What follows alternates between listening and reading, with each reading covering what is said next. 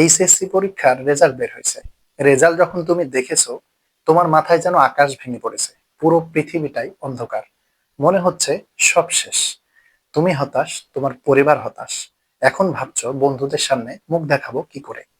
কিন্তু থামো, একটু ভাবো তো, একটা পরীক্ষার রেজাল্ট কি তোমার পুরো জীবনটা নির্ধারণ করে দিতে পারে? তুমি হয়তো ভালোভাবে প্রস্তুতি নিয়েছিলে, কিন্তু কি কারণে সেদিন হয়তো তুমি ভালো করে লিখতে পারোনি।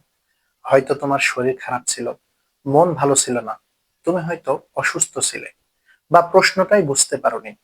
রেজাল্ট খারাপ হয়েছে মানে এই নয় যে তুমি মেধাবী নও। এগুলো জীবনের অংশ, ব্যর্থতা নয়। এটা শুধু একটা ফলাফল, তোমার জীবনের দক্ষতার পুরো গল্প নয়। একটু ভেবে দেখো তো, Steve Jobs, Bill Gates, Jack Ma, এমনকি বাংলাদেশের অনেক মানুষ, তাদের অনেকেই একসময় ব্যর্থ হয়েছিলেন।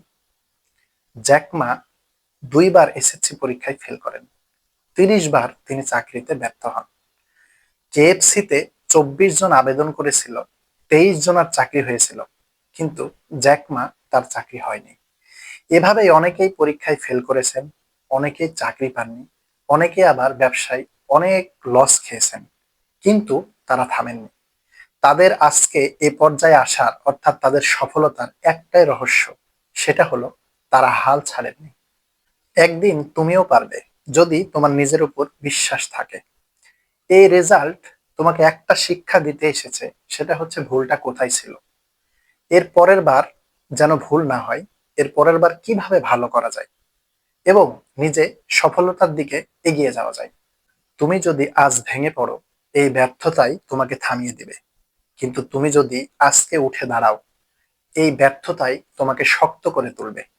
একটা কথা মনে রেখো, একটা এইচএসসি পরীক্ষার রেজাল্ট জীবন নয়, এটা জীবনের একটা ছোট ধাপ মাত্র। আজ যারা ভালো করেছে তারা হয়তো আগামীতে থেমে যাবে, কিন্তু তুমি যদি পরিশ্রম করতে থাকো, তোমার এই পরিশ্রম একদিন আলো ছড়াবে।